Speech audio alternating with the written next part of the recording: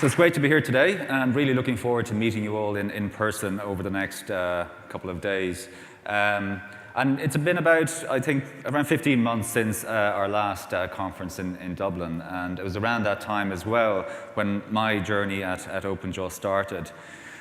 So I thought maybe a good place to start today really is to look at some of the trends that I'm seeing in the data space and the data science space that I think are particularly relevant to travel retailers. So let's get started. So really, this is the first trend I'm seeing. This is our first observation. Data is now really the primary driver of success in e-commerce today. So curated product discovery, personalization, 24/7 recommendations are really now a normal user experience on so many e-commerce platforms that we use today, from Amazon in the US and Europe, to Alibaba in China, and of course Flipkart now in India. And this was not always the case. In the 1990s, e-commerce was much more transactional, so it was really all about utility. So, I'm sure some of you, like me, remember eBay when it came out first. It worked, but, it certainly wasn't pretty. And before the internet, consumer retail was really all about brand and demographics. So data really has come of age and is now taking center stage really in every leading e-commerce platform today. This is our second observation. So personalization works. Okay, full stop. It actually does work. In travel retailing, my observation really is that personalization has always been viewed as something that is optional, a nice to have. This is not how Amazon, Google, Facebook, Netflix, or Booking see it. It's absolutely mandatory, and it's now an expectation for all of your customers as well. And this is reflected not only in the enormous profitability of these companies, but also their customer satisfaction scores. So in the US, the latest average customer satisfaction index score is 77. Amazon, Google, Netflix, Booking all beat this comfortably. What's interesting here, though, is that Facebook does not.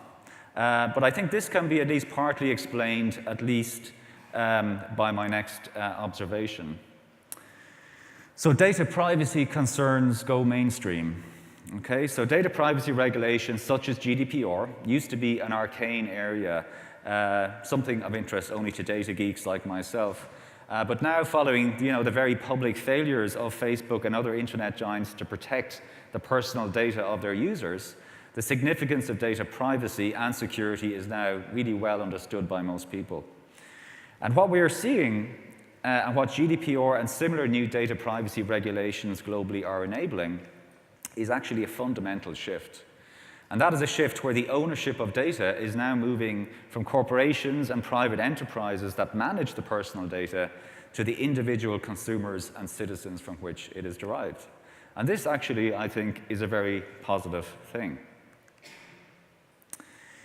Two important trends we're seeing in the area of analytics over the past 12 months is the investment in what we call heart and mind analytics and also geolocation analytics. So heart really refers to customer analytics or insights that capture a customer's immediate intent or impulse to buy. And this is normally measured by tracking search behavior on e-commerce sites. And there's a wealth of technologies out there that can help you do this. Mind is a bit more complex, and this really refers to customer analytics or insights that capture a customer's transactional history, their demographic profile, and other historical purchasing patterns that measure a customer's natural, slowly changing propensity to purchase a product. And as you can probably guess, combining both of these insights can be very powerful from a retailing standpoint, and really, I think, represents the next major step in this area. Geolocation analytics is also growing in importance in travel for really obvious reasons in travel. Obviously, if we can track where customers are physically, then we can make better in-trip recommendations and offers. And you've also all probably noticed how Google is already using geolocation information to great effect to improve search results. And the fifth and final trend I have here is arguably the most important for travel retailers. So we all know that customer acquisition costs have increased steadily over the past few years. So advertising with Google is expensive, advertising with Facebook is expensive, retargeting and remarketing is expensive, and even traditional media advertising continues to be expensive. And you don't even know if it's making a significant difference to your bottom line. So in this environment, analytics like customer lifetime modeling are growing in importance. So this is because these sort of analytics can determine how much to invest in a retargeting, a remarketing, or even an email campaign for a specific person. If customer lifetime value is high, then invest, because you will earn that investment back in the future from that customer. If it is low, well then, don't invest good money after bad. So these are our top 5 trends for data. But is there a product for travel retailers that responds to these trends and delivers a solution out of the box? Well, of course, there is, and it's called T-Data. So we promised you this at our last conference. We hired a world-class data engineering and data science team, and we've built it.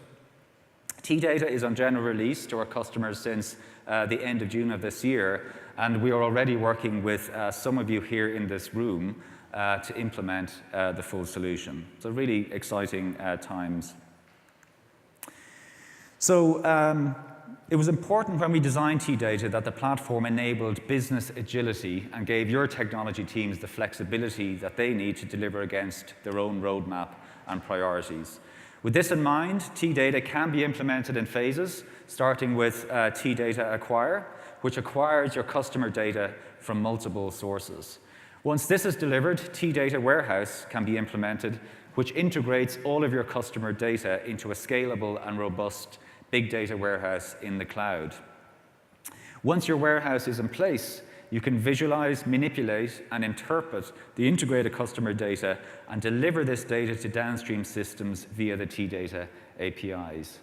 And finally, if you want to unleash the power of this data for personalized travel retailing, you can implement T-Data Predict, which deploys customer insights powered by machine learning. And in 2019, our investment in T-Data will continue. T-Data will grow to become a product family, solving the difficult data problems every travel retailer encounters as they implement a customer-centric strategy. So this includes a new tool for identity resolution, which we'll talk about in much more detail later, a new blueprint or industry data model for travel retailing to accelerate on-premise data warehouse builds, where that's a must, a new tool for online prospecting that captures and tracks the short-term buying intent or impulse of customers. So this is the heart and mind analytics I mentioned earlier. And finally, a new tool for tracking and managing geolocation analytics for customers, all delivered following the privacy by design principles of GDPR and similar regulations. So the future is bright for T-Data and its product family. But let's take a step back here. What do we have in T-Data today that's exciting and important to you as travel retailers? What's our secret sauce? Well, let me explain this with a scenario. So remember her, 2 or 3 slides back?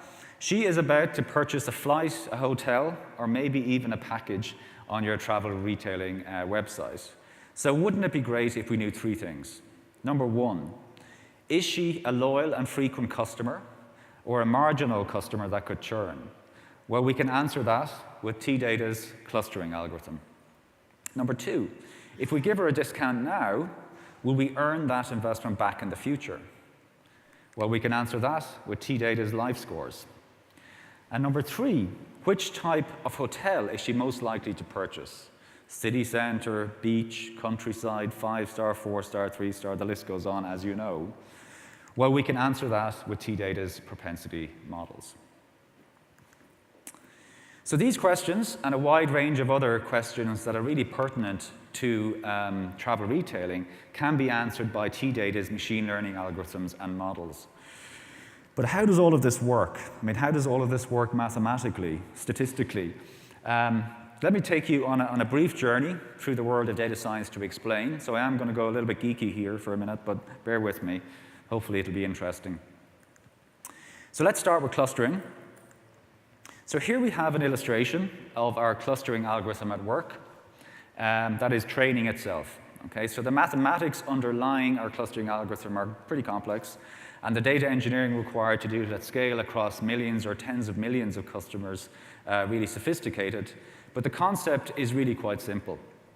So essentially what we are asking the machine learning to do here is to find natural clusters or segments of customers across multiple dimensions.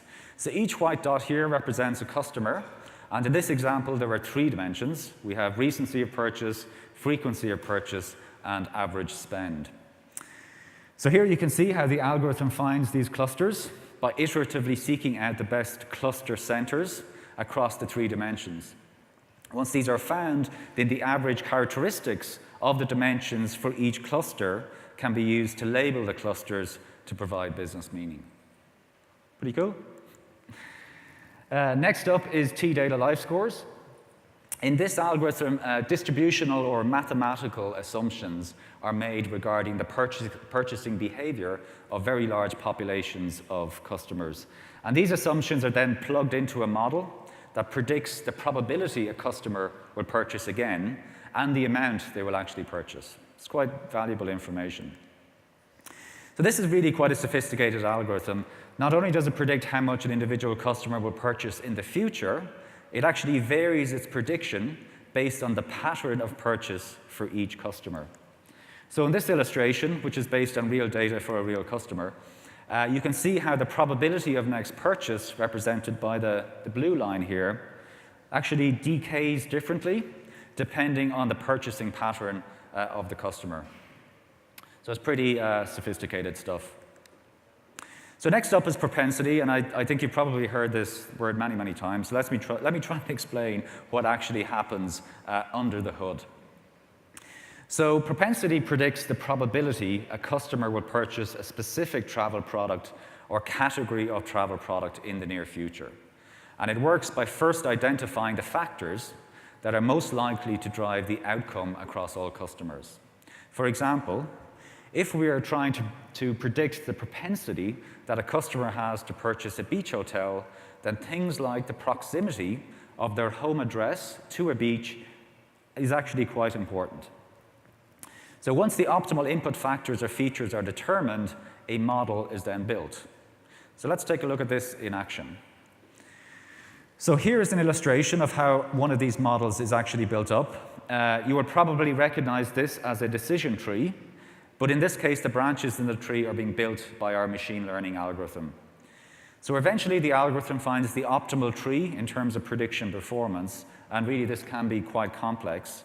And to avoid memorizing the training set it was built on, we actually build a forest of trees that are all slightly different and use majority voting to set the probability. So this is quite an established method in the field of machine learning and is following the principles of like a committee of experts. And here it is. For a specific customer, their propensity score for purchasing a beach hotel is 92%. Okay. So look, it's great news that these deep customer insights are now available to you as travel retailers, out of the box and without the need to hire and retain expensive data science and data engineering teams. Our goal really is to democratize these technologies for travel retailers and make them accessible and easy to use for all business users. But ultimately, the key question is, how can these insights transform your retail business? The tech is great, but what about your business? And look, there's many studies that have examined this, and some of these have focused specifically on the travel industry. So they tell us that customer-centric retailing strategies and personalization deliver, in almost every case, increased conversion rates through more targeted, personalized offers, more effective marketing through personalized messaging, increased revenue per trip through more cross-sell powered by insights and propensity, and improved repurchase rates powered by increased satisfaction and loyalty. So this is really where every travel retailer needs to be today. And you can just look at Amazon as an example of this in action in other areas of consumer retail. So data is really the foundation. It's, in some respects, the glue that holds a customer-centric or personalized retailing strategy together. But remember, it is all connected, and Kieran mentioned this earlier, as did Brian and Brian.